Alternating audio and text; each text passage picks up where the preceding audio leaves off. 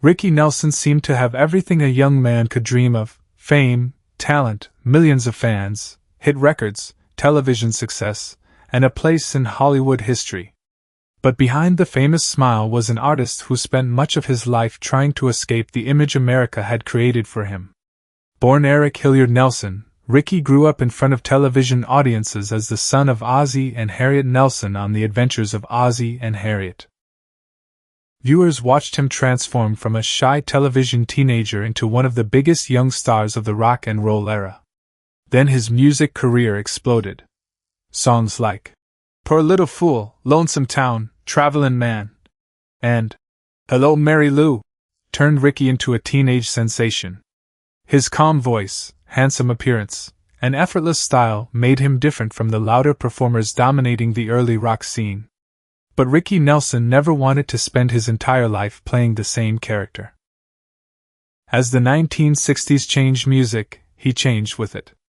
He formed the Stone Canyon Band and began exploring country, folk, and rock influences, becoming an important figure in the developing country rock sound.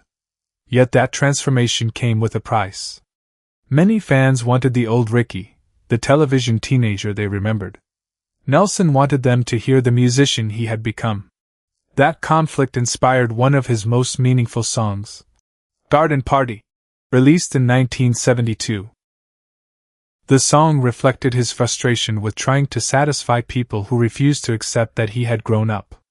Its message resonated far beyond Ricky's own career. Sometimes, becoming yourself means disappointing the people who only love the version of you they remember.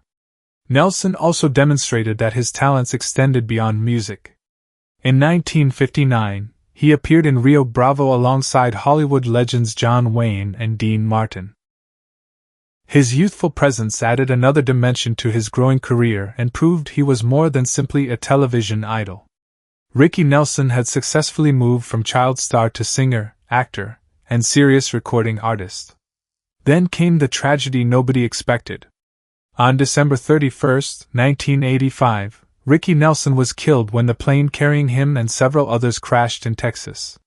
He was only 45 years old. His sudden death shocked fans and ended a remarkable life far too soon. Yet Ricky Nelson's story did not end with that final flight. His recordings continued to influence generations of musicians, while Garden Party became a lasting reminder of his determination to control his own artistic identity. Today, Ricky Nelson is remembered for much more than his teenage idol image. He was one of the rare performers who grew up under the public eye and still managed to reinvent himself. He bridged television and rock and roll, early pop and country rock, youthful fame and artistic maturity. Perhaps that is why his story still feels so powerful.